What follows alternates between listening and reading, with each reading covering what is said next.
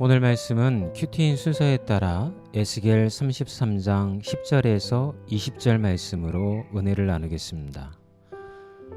본문의 내용을 보면 하나님은 악인이 그의 길에서 돌이켜 떠나 사는 것을 기뻐하신다고 말씀합니다. 하나님은 이스라엘 백성들이 죄에서 떠나기를 원해 징계하시지 그들을 죽이시기 위해 징계하시는 것이 아니라고 말씀하죠. 그런데도 이스라엘은 회개하지 않고 죄의 길이 바르지 않다고 불평합니다. 하나님이 가장 싫어하는 것은 하나님의 자녀들이 죄의 길을 가는 것입니다. 죄의 길에서 돌아서지 않으면 아픈 마음으로 자녀들을 징계하시기도 하고 고난을 허락하시기도 하십니다. 그런데도 이스라엘 백성들은 하나님이 자신들을 죽이려고만 한다고 불평하죠.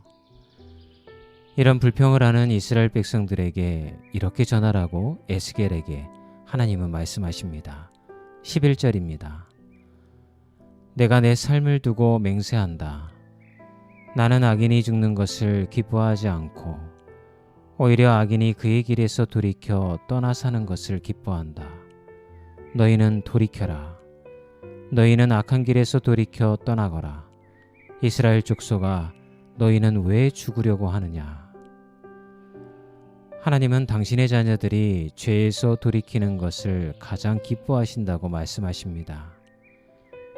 이 말씀에서 아버지의 사랑을 발견하게 됩니다. 하나님은 마치 멀리 떨어져 있으면서 규칙을 내세워 규칙을 지키지 않으면 심판하는 사랑이 없는 신이 아니라 잘못된 길을 가는 자녀를 바라보며 마음 아파하며 자녀가 올바른 길을 걸어가도록 매를 들며 사랑해주는 아버지의 모습을 보여줍니다. 그런데도 자식은 매를 든 아버지에게 서운한 감정만 갖습니다. 여러분은 어떤가요? 하나님이 여러분에게는 어떤 아버지의 모습으로 다가오고 있나요? 지킬 수 없는 규칙을 만들고 죄만 지으면 매를 때리는 인정사정 없는 아버지의 모습인가요? 아니면 마음 아파하며 당신의 자녀가 올바른 길을 가길 바라는 마음으로 기다려주는 아버지의 모습인가요?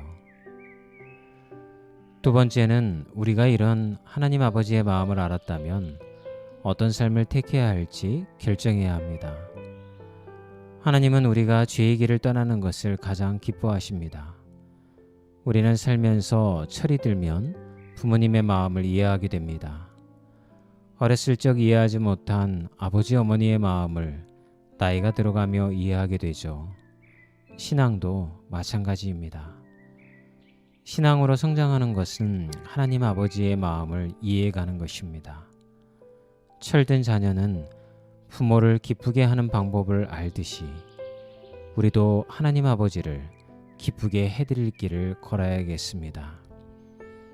오늘도 이 축복된 길을 걸어가는 복된 하루가 되시길 소망해 봅니다. 아멘.